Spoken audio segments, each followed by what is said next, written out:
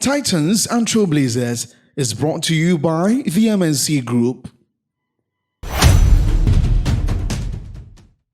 Welcome to today's episode of Titans and Trailblazers. Thank you for joining us. We will be right back.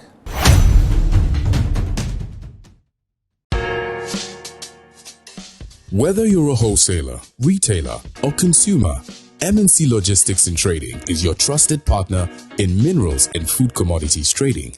Experience the difference with MNC Logistics and Trading for your commodities trading. We operate a well-equipped laboratory that smelts and assays gold to ensure transparent, credible, and reliable minerals transactions. Our general food commodity market deals with imports and exports of food products such as rice, sugar, and grains. We pride ourselves on delivering products that meet the highest standards of quality and taste. With our expertise in international trading and logistics, we bridge customers far and wide. Locate us at number 4 Neosai Interfo Avenue, East Legon, Accra. Call us on 030-299-8246 or visit our website www.mnclogisticsandtrading.com. MNC Logistics and Trading, hub of confidence. MNC Group is a leading investment holding company with expertise in minerals and food commodity trading, precious minerals refinery, real estate development, and logistics and energy. With individually registered companies, our headquarters is located in Accra, Ghana, with operational offices in Dubai, UAE, Hong Kong, and Guangzhou in China, Johannesburg in South Africa, Virginia in the USA, and Milan, Italy. We connect business markets and drive growth. Trust us to maximize value in every deal. Call us on 0302-551-917 or 0302-551-918 or send us an email mncgroup@mncgroupgh.com. MNC Group, totally reliant. To Titans and Trailblazers, and today I have the singular pleasure of introducing our book to you, Business Administration: An Introduction for Managers and Business Professionals. So, as some of you may know, I cut my teeth in retail and then advertising, and then I joined the academy about 23 years ago. Now, the first subject I taught comprehensively as an academic was an introductory course called Introduction to Business Administration. And I had to teach it very early in the morning. It was for undergraduate students at the University of Ghana Business School at the time, and it was about just exposing these students to the basic components of any enterprise, or just letting them know what business administration encompasses. So what it was that we're taking them through basic things like what is management, what is business practice, what is human resources management, what is marketing, what is finance. And as we taught that course year after year, I made a vow that, look, this thing, we have to write a book one day, because the sense of having to always rely on foreign text didn't sit well with me. So we sort of worked around it for a long time, and eventually today the book is out. Now, interestingly, again, yesterday I met a lady who has a law background and who's looking to now build a marketing agency. And I was sort of talking her through what it would take to build an agency that would not work only in Ghana, but even have global relevance. I was telling her, for instance, that if you take the 53 countries in Africa, less than 15 have, for instance, proper nation branding authorities or agencies. So look, we could start by telling governments on the continent, especially in this Africa Continental Free Trade Area dispensation, that you need a proper nation branding agency or company or state institution that properly directs the nation branding efforts. She said she was very excited, and in picking up the conversation the next time, I'm going to ask her to dig into this, so from a legal background she can begin to segue gradually into a more business or marketing mindset in order to build her world-class marketing agency. So what is it with this book? I co-authored it with my friend Professor Kwame Adom, who now works in Canada, and my friend Professor Theresa Bobby Sadaku, who's head of the Department of Management and Human Resources at the Ghana Communication Technology University, and my friend Enoch Opari-Menta, who's studying for a doctorate in the UK and is an astute sustainability scholar. So in this book, in the very first chapter, we discuss the business environment, internal and external. In chapter 2, we look at forms of business ownership. In chapter 3, we start discussing how to start and grow a business. In chapter 4, we discuss management functions. In chapter 5, we discuss issues around human resource management. Chapter 6, production and operations management. Chapter 7, marketing management. Chapter 8, we look at accounting and financial statements. Now, it's important to understand that this book was written not for any heavy theoretical reasons. It was written for practitioners, entrepreneurs, and students who are being introduced to business management. So the book is like some sort of one-stop shop for information which is scattered in many, many, many books, and saves you the trouble of having to read marketing from here, basic finance from here, basic understanding of financial statements from here, basic HR from here. And so we put it all together in a simple, non-technical book, which you can all read and begin to grow your businesses from. Now, if you look at the preface to the book, what we say there is that in the chapter 1 I just spoke about, that has to do with the internal and external environment of business. We look at what the business environment is. We look at what the internal components are, what the external components are. We look at things like GDP, inflation, government fiscal management, exchange rate issues, all the things that may be outside the control of a business, but that impinge on the success of a business. In chapter 2, we look at things like business ownership, all the issues around public corporations, sole proprietorship, cooperatives, and the advantages and disadvantages embedded therein. If you want to start your own business, you need to know the type of business you should be looking for and the legal form that business you take. In chapter 3, we start to walk you through how to actually start a business and the problems you can anticipate if you are trying to establish a business and how to go ahead to surmount those problems. In chapter 4, we teach you how to expand your business, issues around planning, staffing, directing, issues around how to grow the business in terms of creating policies, procedure manuals, having service level agreements, and all those other things, issues around business, forecasting, decision-making models, leadership styles, all those things are embedded in chapter 4. In chapter 5, we deal with things like human resource goals, human resource strategy, how to set objectives, people management, resourcing, learning and development issues, performance and reward management issues, employee relationship management, employee well-being, nature of HR policies, then the importance of these policies to managing your organization right. Then we move to production and operations, we move to marketing, and then accounting and financial services. So accounting and how to interpret financial statements, because that's basic for anybody looking to start a business in the world today. Now, the thing is that this book is very practical, it's very accessible. Anybody above the age of 10 years can read and understand this book. And we put it together because for people who are, especially in the entrepreneurial space, apart from understanding AI and technology, you need to understand how a business is set up and managed in an expeditious and professional manner. That's why we wrote this book. So we also understand that in an increasing technological age and where you need issues about how to manage AI, how to deploy AI in sales and marketing, how to deploy AI even in learning and development, you still need the basic understanding of what business management is. So please, we don't make it theory heavy. We make it practice suitable, practice friendly. And we want you to go out and get this book. We also use a lot of case studies so you understand at a basic level how these concepts we discuss have been applied in other businesses and how they've helped them to become robust businesses. This book is not a textbook. It's a compass. It's a compass for you to understand how the turbulent and exciting world of business administration is evolving. Get the book if you're a university librarian. Get the book if you're a business school dean.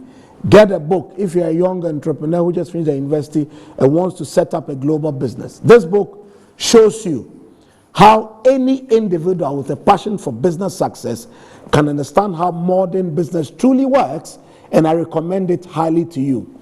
To my friends who came on board to co-author this book, I say thank you very much for putting together a masterpiece that will be useful for any aspiring entrepreneur on the African business landscape. Thank you for listening to this monologue, and we'll be right back with more of Titans and Trailblazers. See you. MGL Logistics and Supply is your trusted partner, providing seamless solutions for all your procurement needs. From sourcing products to managing imports and exports, we ensure smooth and efficient transactions every step of the way. Whether you require goods from across the globe or need assistance in exporting your products to international markets, we got you covered. General trading is at the heart of our expertise. We specialize in a wide range of products, catering to various industries and markets. As a trusted dealership in building materials, we provide high-quality products that meet the demands of our construction projects. Additionally, we act as manufacturers' representatives, connecting producers with distributors. Our expertise in logistics is the backbone of our operations. We plan and execute transportation and delivery of goods, ensuring they reach their destination on time and in optimal condition. MGO Logistics and Supply, guaranteed satisfaction. Finding the ideal property shouldn't be a daunting task. With MNC Properties, property sales, rentals, and management is a walk in the park. We believe everyone deserves a place to call home. That's why we specialize in providing affordable housing options under our flagship project, Fresh Property Joy, specifically designed for low and medium income earners. Our range of customizable homes includes 2 to 3 bedroom standard and executive options, all meticulously crafted using innovative interlocking brick technology. We offer flexible payment options tailored to your individual needs, plus litigation-free lands in vibrant and upscale communities that presents the perfect opportunity to build your dream home. We are committed to making affordable housing a reality. Whether you're looking to buy, rent, or invest, we've got you covered. Our service team is ready to assist you on 0302 551 917. MNC Properties, choice of class. The National Sanitation Day is with us again. The Ministry of Local Government, Chieftaincy and Religious Affairs, in collaboration with the Jospon Group of Companies, organized the National Sanitation Day, and this is going to be held every first Saturday of the month. And I appeal to our chiefs and traditional leaders to join this project. As you already are aware, our traditional leaders are the custodians of the land, and when they are part of this project, is going to urge the citizenry to also take up the mantle of keeping the environment clean. Also, we appeal to the various leaders, the Market Women Association, the Queen Mothers Association, the GPRTU, the ProTour, that everybody should come on board to help clean our environment and make sure that we live in a healthy lifestyle. Thank you very much. Welcome back to Titans and Trailblazers, and today I have a very, very accomplished guest, somebody I've known for years, and we crisscross on several levels. He's my friend, Professor Felix Hammond. Professor Hammond, you're welcome to the show. Thank you very much. Please start by telling us where you were born and what your journey has been from that beginning up to this point, sir. Okay, thanks very much for the opportunity to engage with you, and it's a privilege, and I will not take it for granted at all. I was born in Accra. I hail from Asere, Georgia, and my middle name actually is Nikwe. So Nikwe, I'm okay. Felix Nikwe Hammond. Nikwe Hammond, indeed. Through and through Ghana person. Yes, please. I grew up at Latibiokoshi, Town Council area, Brigade Quarters. And I started St. Anthony's Preparatory School. Okay. And but for some financial reasons, my single mother had to take me to a public school. Okay. It's called Apostle Kai Anglican Primary School at Mataiku JT Park, where I developed my initial years, and then progressed from there.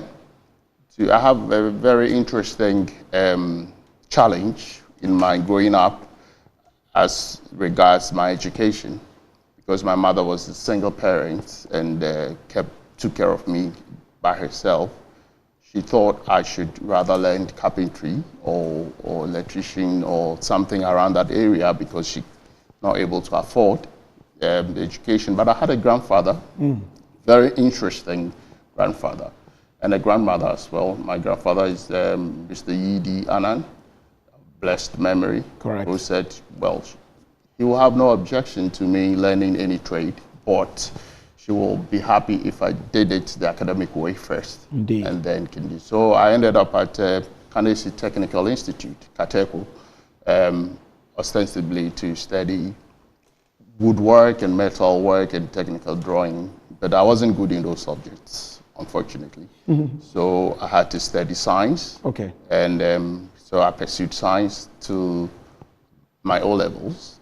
And after that, I had to, again, my mother was advised, because my agenda was to follow my uncle, who is a medical doctor. Okay. So to study medicine. But my mother was advised by a friend that it's too expensive, you can't bear it, it's complicated. So I ended up with economics, geography, and maths. Okay. At Sweden Secondary School. For A-level. For A-levels. Interesting. And I progressed from there to the University of Science and Technology to study land economy. Okay. And that's how I've developed so far. I followed through my passion. Soon after my first degree, I was fortunate to work at the Lands Commission. Okay. As an assistant lands officer to be national service personnel, and then assistant lands officer, and progressed through the ranks. I was very fortunate in those periods to have worked with some of the best brains in land economy as we know them today, of all time actually. And many of the bosses that I served under eventually became executive secretaries of Lands Commission at different times. Oh, I see. Yes, I see. And I'm still with them, and I still work with them. In fact, one of them, Dr. Labi, who actually trained me for the longest period, is also the chairman of my private company. I see. Yeah. So you are a land economy person true and true. Yes. But what specific experiences solidified or sparked your interest? Because with economic geography and mathematics, you could have studied anything in tech. Yes. I mean, Yes. Land economy is a choice you made. Yes. Why were you interested in land economy? Very interesting. Because so before you answer, it's part of the built environment. Yes. So there are also other aspects. various Okay. aspects. Okay. Very interesting. My grandfather that I mentioned, Mr. Yidi Anand, was involved in customary land administration. Oh, okay. At one point, he became the head of the Onomrakwadine family, head of family for Onomrakwadine. They owned land all the way from Domain to Kwabinya and part of Ashoma, and they had big judgments. And so we had a lot of land officers coming to our home, Okay. engage with him, Okay. big name lawyers, big name lands officers, and so on and so forth. So, and he will also send me to deliver documents to I them at see. the Lands Commission. I see. And so I developed some kind of Exactly. interest in that domain, and I found it It was all interesting. around you. It was all over me, and I was being sent up and down. So I just thought, okay, if that's what they did to be here, then why not choose land economy? But couldn't there have been the possibility that given all the wahala and the problems, you could have said, as for this one, I'm not interested, because land issues have been litigious for decades in this country.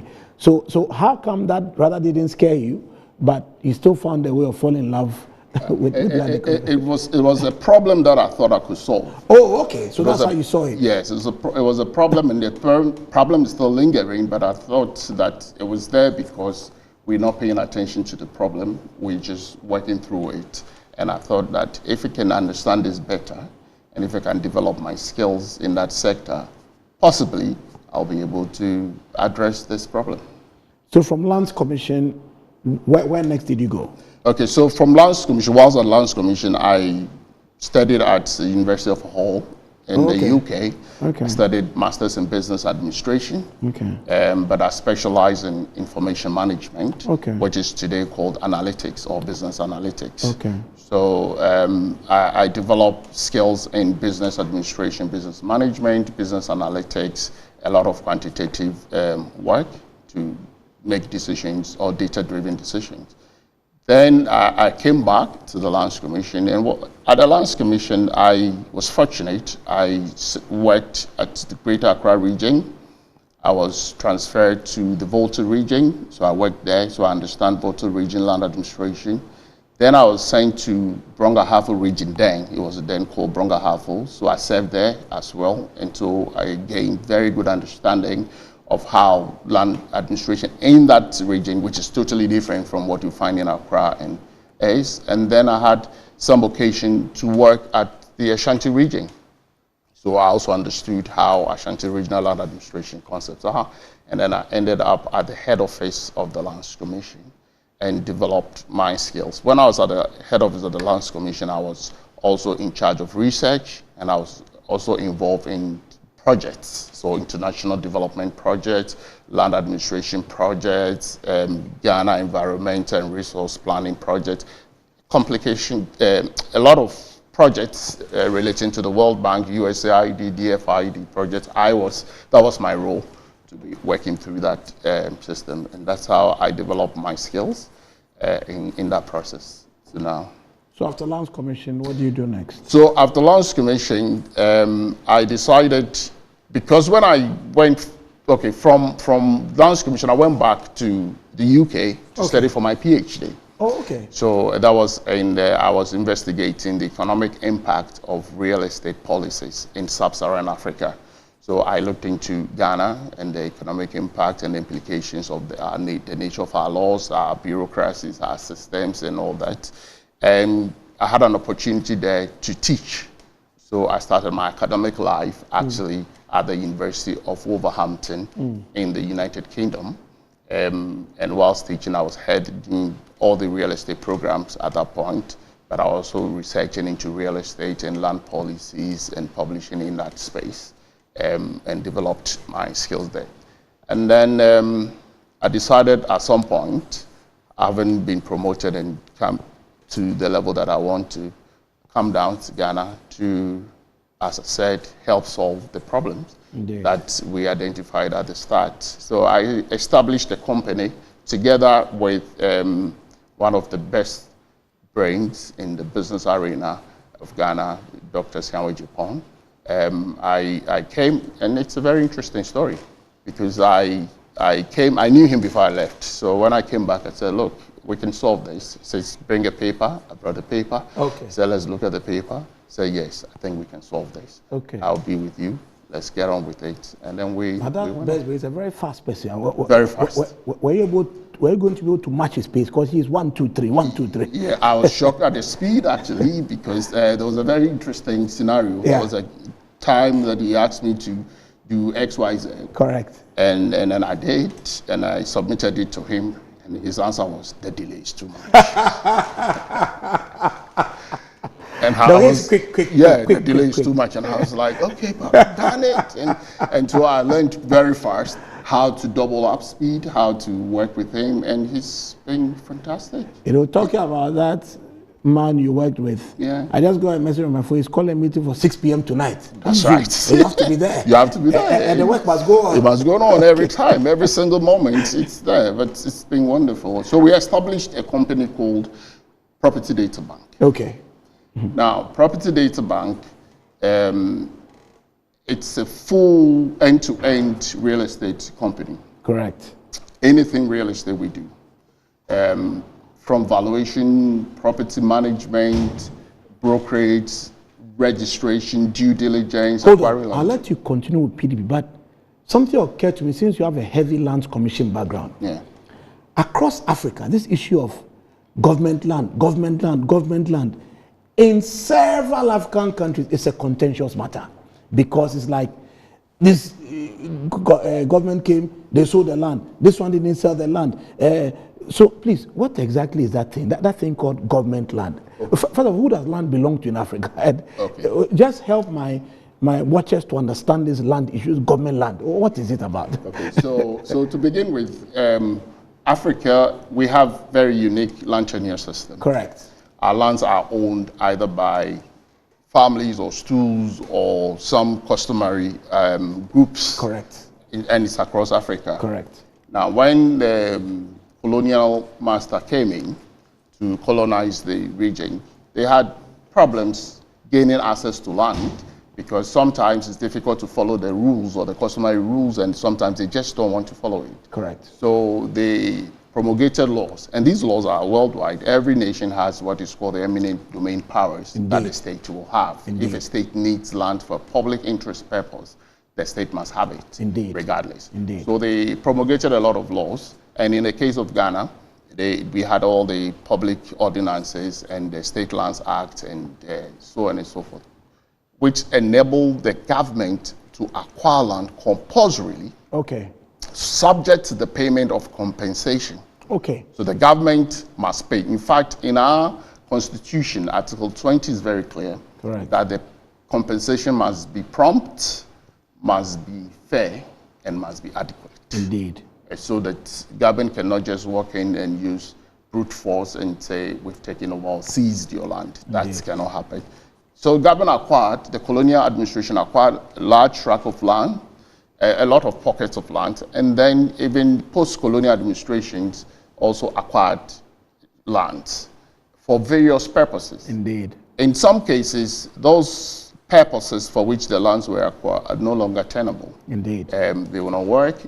For example, we have government farms land somewhere around Wager, acquired for farming and all that, but it's all built up, so it's not happening again. Okay. And so that's what created a new regime of ownership beyond our stool, family, and individual ownership. I see. So we had this public land. I see. In Ghana, we have a unique system where not just what government has paid compensation for, but there was a law called the Administration of Lands Act, which also enabled government to take over the management of stool lands.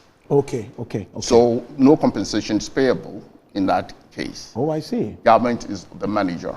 So part of Osu areas fell under that. Jowulu, part of Jowulu areas in Accra fell under that, and some other parts.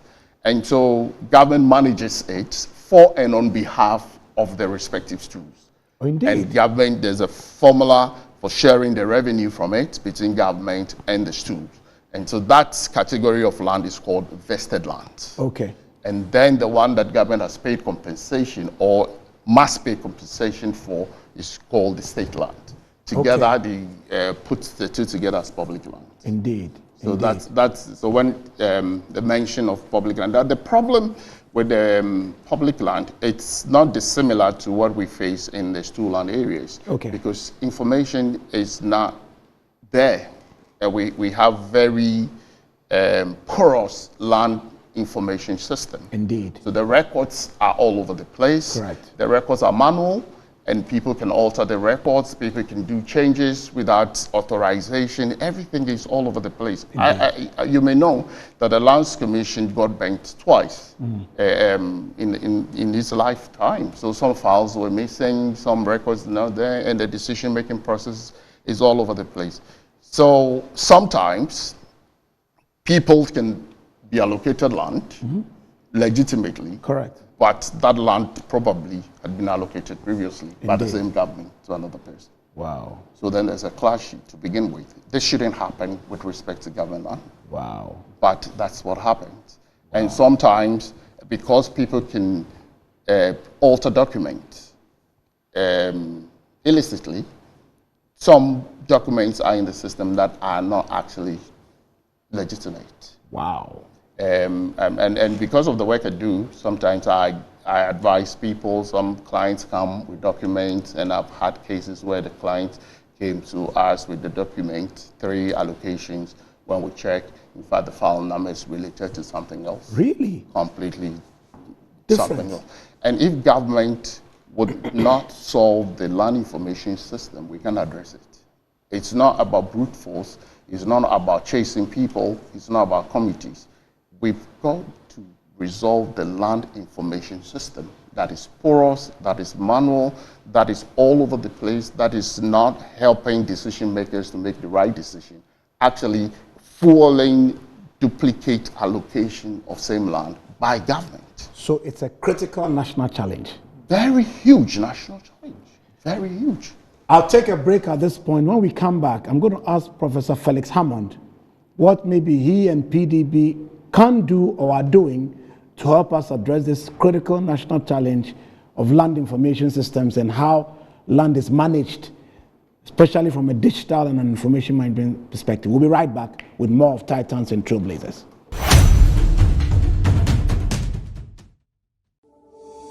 Finding the ideal property shouldn't be a daunting task. With MNC Properties, property sales, rentals, and management is a walk in the park. We believe everyone deserves a place to call home. That's why we specialize in providing affordable housing options under our flagship project, Fresh Property Joy, specifically designed for low and medium income earners. Our range of customizable homes includes 2 to 3 bedroom standard and executive options, all meticulously crafted using innovative interlocking brick technology. We offer flexible payment options tailored to your individual needs, plus litigation-free lands in vibrant and upscale communities that presents the perfect opportunity to build your dream home. We are committed to making affordable housing a reality. Whether you're looking to buy, rent, or invest, we've got you covered. Our service team is ready to assist you on 0302 551 917.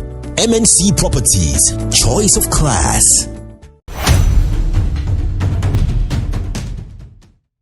Divine Yao Aijwe is my name. I'm the director in charge of research, statistics, information management of the Ministry of Local Government, Chieftaincy, and Religious Affairs. As we await the big announcement in May 2025 of His Excellency John Dramani Mahama on the need for National Sanitation Day and sustaining the process, we are hoping that Ghanaians together will help clean our homes and our environments for a better future for this country. Also preventing cholera and attracting the best tourist attraction to our beaches, because as I pass by, the deep blue sea is becoming brown. And as I travel to Lusaka, Zambia, I travel to Cote d'Ivoire, Abidjan, I travel to Abuja, Nigeria, I travel to Nairobi, Kenya. We can do better as Ghanaians.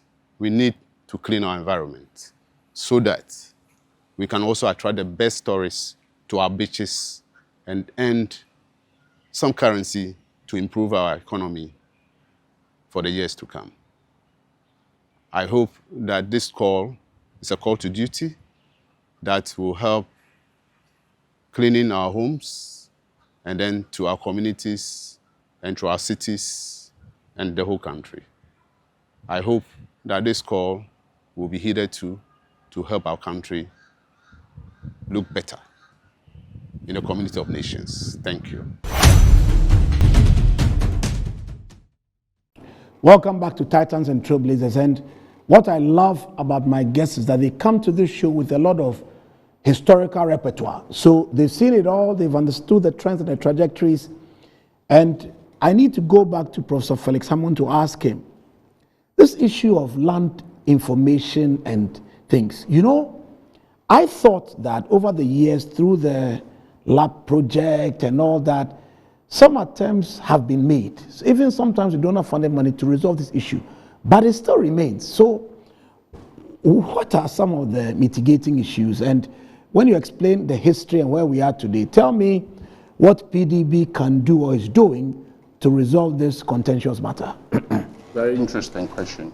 I was involved in the land administration project Right. as a land expert, a technical person, but then working for the Lands Commission. But my role enabled me to be part of it. So I reviewed the entire land administration document from cover to cover because that was my task. And so I have a good understanding. The land administration project, many people have said that it failed. It didn't. Okay. It's the way it was It's good to hear structured. today then, because Yes. I've also heard it failed. Yes. So please explain to us. It actually didn't. It's the way it was structured, and it was the way it was delivered. Right. The project itself was grouped into governance issues and then the operational issues. Okay. The governance issues related to the passage of the New Land Act. So because we had over 100 pieces of legislations, they had to put everything together into one act so we can all read that act and understand that. Indeed. Then we had so many agencies working in the same sector. Land Valuation Board then Land Title Registry, then Deeds Registry, then Lands Commission itself and all that. So to streamline the governance arrangement, the law ensured that all those organizations are brought together, Correct. merged into one organization. Correct. So in terms of the governance, and so now you have to submit your document at one point. Correct. And then it goes through the system because it's one organization. In the past, you have to jump from here to the next organization and go to Victoriasborg and to submit and all that. But now the governance issues and the governance arrangement has been established. The problem is the records should have been part of the governance arrangement. Okay. Okay. Because Yes. the records are manual. Indeed. And so if you put all of us together, but we still have our separate records, and we work with our separate records that are not unified, then you still have separate organizations. Indeed. Indeed. And so it was the way the project itself was structured. The records remain manual, and they remain separate from each other. Oh, okay. So the Lands Commission, in Ghana, we don't have the official land records. We have 4 official land records. They are not necessarily unified. Indeed. They're not coherent. And you fetch an information from this on the same land, you go to another system, the records are completely different and they relate to something else. And so we have this confusion because when we were unifying the organizations, we should have unified the records as well because the organization will work with record so that I can only conduct one search and I'll get the answer and it's over. Like in the UK, I go online, I key in the property number and it tells me the information. I don't need to go from here to there to there. But now what happens is when you submit, the Lands Commission itself will move it from Division A, collect information from there, move it to Division B, collect information, move it to Division, and move it to the next division before they can collect the information. And sometimes the information that produced are not, it doesn't make sense. It's not coherent, it's inconsistent. Yes. And so you don't know what to do. But that's the biggest problem is if you are a layperson wanting to buy land, what do you do? Exactly. Because you are faced with uncertainty. Yeah. And so what do you do? Yeah. Might take it away from the ordinary person. Investors coming to acquire property. Indeed. So they can do the investment. Indeed. And they're faced with this kind of situation. It's There's a nothing they challenge. can do. My goodness. The other thing too is, I work with some of the banks, so I know one particular financial institution has over 500 mortgage applications for registration within the Lands Commission system that cannot finish. Wow. That's a lot. So imagine if they're waiting to invest, the borrowers are waiting to invest, to employ people, to revamp the economy. We start by the Lands Commission system. Wow. Not because the people there are terrible, not because the people there are bad, it's because of the way the project itself was structured. Okay. But also, more importantly, we used external resources. Indeed. World Bank, as you mentioned, and USAID and all that. Yes. Now, when a project is not able to deliver Yes. on its objective, Indeed. who pays? Interesting question. That's the Yeah, problem. yeah. It still becomes a debt to the nation. That's true. But then we have to carry on That's true. and set That's another true. project Yes, indeed. and keep setting projects. Now, what we believe is the way forward is get the private sector to put its skin in the game if it believes strongly that it can resolve it. Absolutely. So that if it fails, you lose your money. That's true. That's true. But we need solutions. Yes, Yeah. yes. So there are, I mean, and I keep saying that technology is accessible. So it's no longer about we have this technology company or we have this tech company that can do that. No, it's no longer about that. It's about understanding the problem. Yeah. Having a native understanding of the That's problem. it. For example, if you bring external people to come, they would say, well, we'll scan the document. Which ones? We have 4 records Indeed. that are inconsistent. Indeed. Which ones are you going to scan? That's true. How are you going to address that? So it's not about the technology of scanning, which is what we always focus on. They go and bring this company, they've done it, they've scanned this thing. Our situation is completely, you need an organization with a native understanding of the problem and be able to resolve this conflict in the records. This problem is a wicked problem, Yes. old one. Yes. So you need Yes. context. Context to be able to do that. Some of our partners are international. They do a lot of things. They multi-million dollar companies. They've flown before. We've captured the map of our. We are the only company with the most current aerial photograph of Greater Accra. Indeed. We are the only company. PDB. Yes, that's PDB. We are the only company with that. We flew, we brought the aircraft in, we brought them in, and they flew and they captured the data. But we need to go beyond that and get things going. But we cannot, as far as I'm concerned, keep doing this when we haven't resolved the records and the land information problem. You know what? You are the expert, and you are the one explaining the challenges and the interventions. Let me just give you a small anecdote as a consumer. So we were at home recently at East Legon Hills when somebody was knocking the door. Ga. So the security guy speaks to the guy and goes, I had gone to jog. So when I came back, hey, Prof, somebody came here. So the guy comes back 30 minutes later and says, hey, you, all the houses in this area, we won't find your papers because we own the land. And our lawyers have told us to come and so that we'll see where you got your papers from. So, my wife read land economy in tech. So I went and said, take it, oh, many make a family. I mean, no, the camera when you are around, I mean, Kwakashi, Mukuyane, Elene, Domaloko. I was like, really? Prof, someone that was shocked. I was like, people actually can come to your house and tell you, the land is mine, so bring your papers. Yeah. It happens? It's a big business. Are you serious? That is a big business. That's crazy. In economics, wherever there are gaps, people will exploit opportunities because they know that the records here, it's not correct. The records there, it's not correct. So you have no other way of knowing what is correct. Really? So they come in. And they can scare you. Yeah, they can scare you. They can even take you to court. You're joking.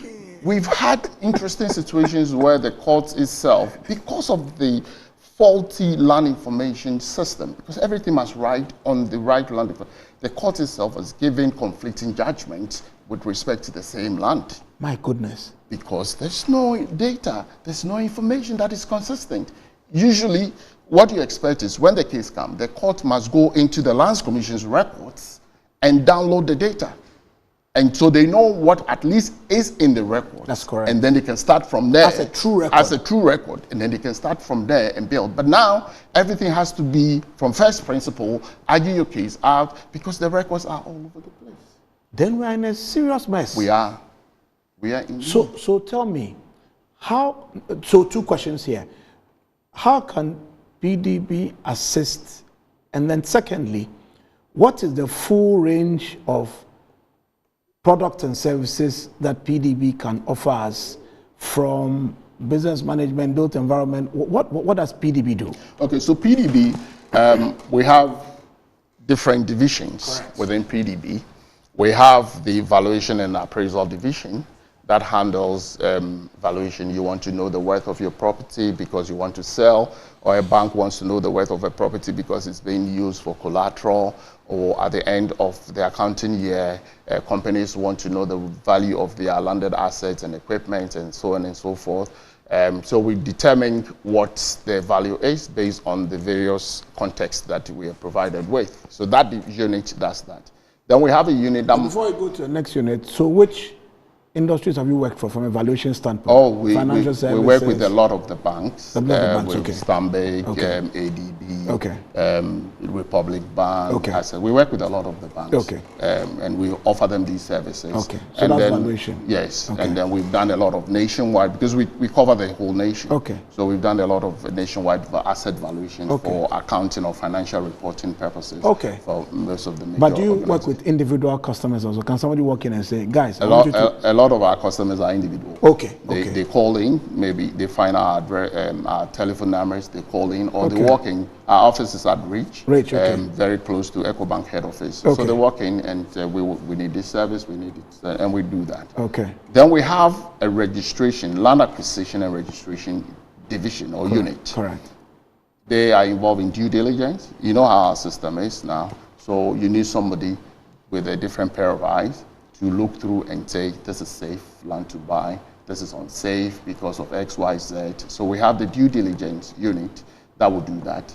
And then they can help you through and represent you through the negotiation and acquisition of the land itself. Correct.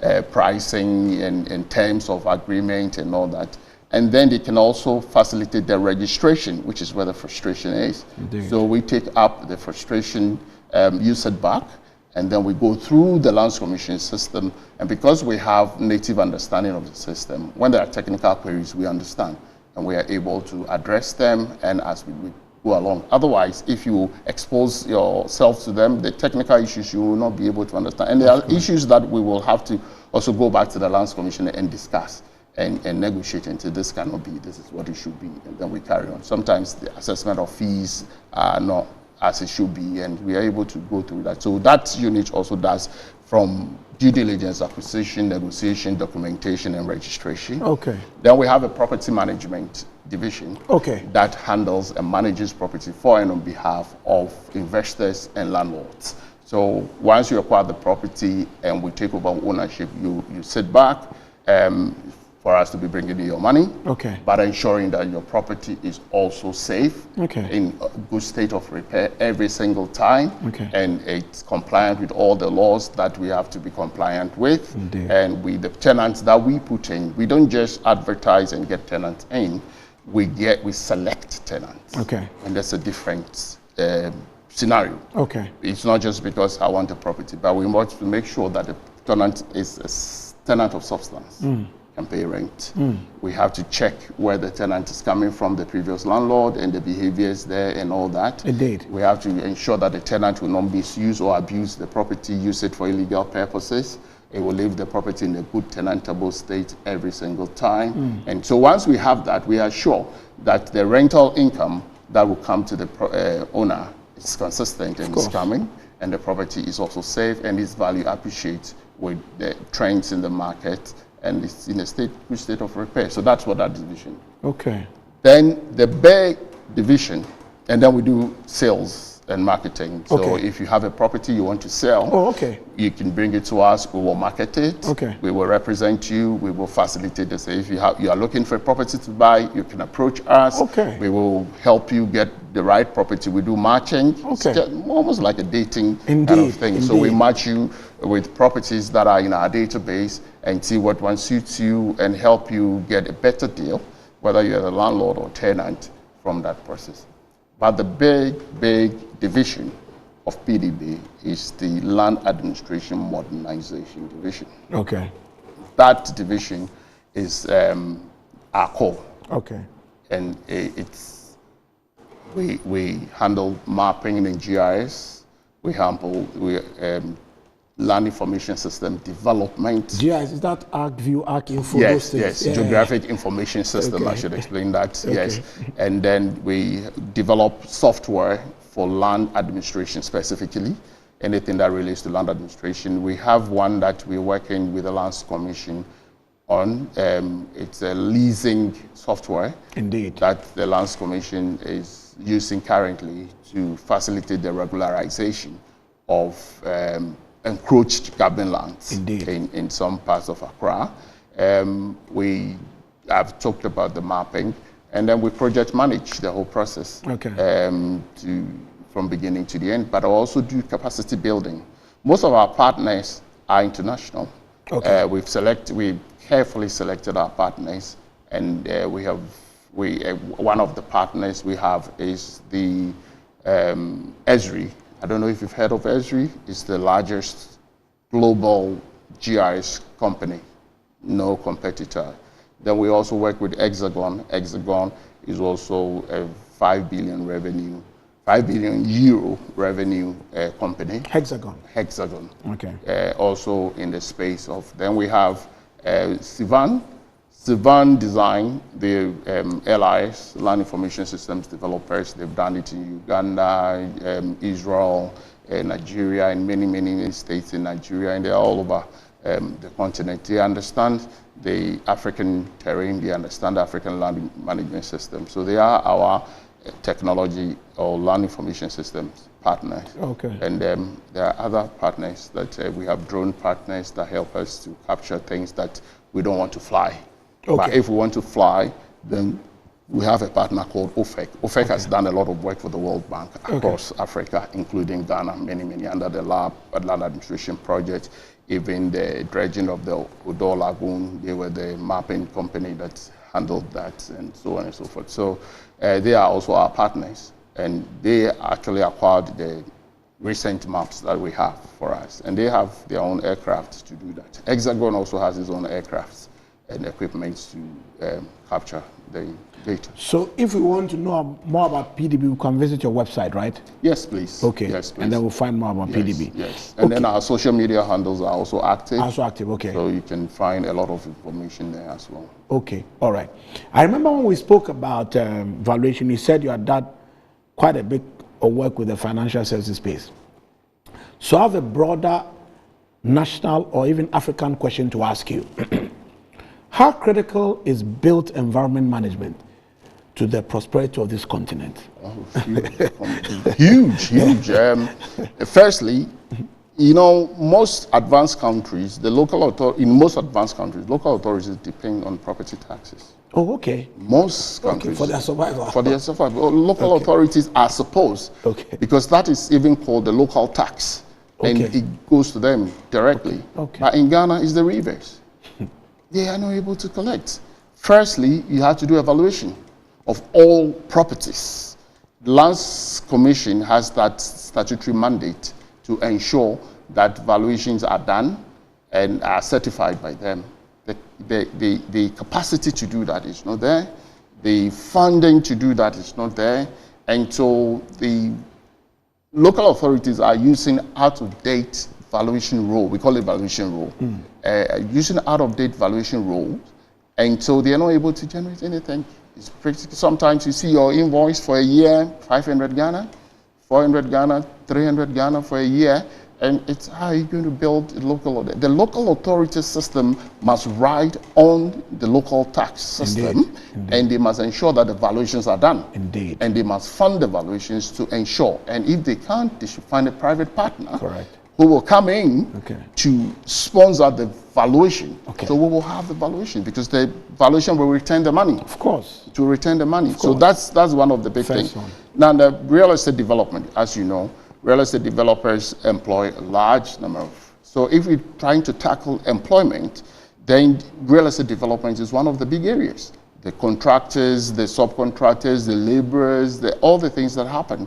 It's there. And the consumption is also there. But hold on, before you give us the third or the fourth, there's also sometimes the complaint that there's no clear structural planning for African cities. So sometimes you have a church in the background, then there's some kitchenette on the side, there's some complex on the side. So we don't know whether it's industrial place, whether it's residential, whether it's mixed use. From a planning standpoint, shouldn't cities be planned? It should be planned, absolutely, it should be planned. Again, the problem we have is that instead of the planning going ahead of the development, the planning is chasing the development. Indeed. So people go ahead, they develop one of it. The real problem is weak institutions. Indeed. Because the institutions cannot stop the progress of development. Exactly. So they plan to follow that. So you end up with no roads, we've had a few of markets burning, no access. You know, there are places in Ghana where the house is $500,000. The road is not that. Yes, exactly. What's going on here? So the planning system really needs resourcing. Really needs. I mean, in the past we've had this confusion of who is in charge of planning and all that, but that has been resolved by the Authority Act. But it's again, there's something called change detection in geographic information system. Correct. When you have the base and something happens, you should be able to see that somebody's building. Correct. And now we are in AI regime, we are in technology age, we should be able to see, but we don't have that base technology for us to even know that somebody is developing. Do you know all the things you said? It goes back to the information, the data, the insights required to properly manage land administration in Africa. Absolutely. It's like simple. That's the end of the matter. Simple. That's what it is. Wow. And we're not focusing. That's my problem. We're not focusing. We're chasing technology. We're chasing big tech names and all that. They will take their fees. They will take their money. They will go. But the problem will remain. We've got to have a way of resolving our land information system. We've got to have a way. Yeah, the Ghana Revenue Authority. But we are resetting Ghana. Yes, so that's the opportunity. I pray that this should be a major agenda on the reset agenda. That's an opportunity. That's an incredible opportunity for us now to attack that. Yes. Even GRA is not able to know who's renting what. That's true.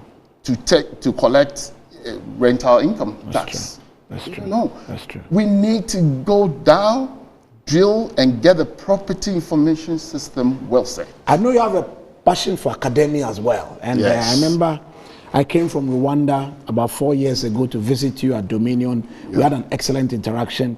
And I think that vision is still going on. Yes. Where are we in the evolution? Oh, wow. We have 1 minute to do, but I think that brand is doing well. So just tell us about it and we'll wrap up with the Dominion mandate. Yes. The Dominion is doing extremely well. We are very happy with what is happening now. We have some of the top professors leading the Dominion. I only chair the governing council. Correct. But we have a lot. And in fact, we have established a graduate school that is like no other. Indeed. And I'm proud to say that.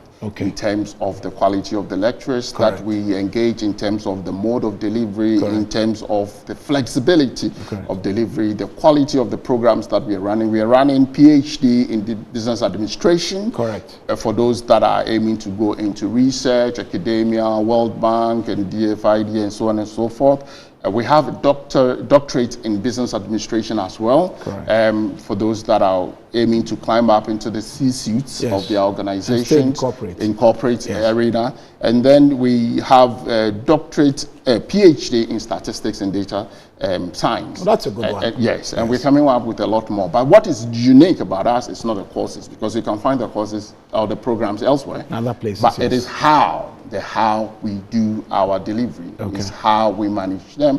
We will not engage a lecturer unless we're sure that it can be trusted, because T is our core. Indeed. So we have a T's. The trustworthiness is central. You should be trusted to be compliant. You should be trusted that we can hand over students to you and they will be safe in your hands. You should be trusted that you will deliver what you have signed up to deliver and when you are supposed to do.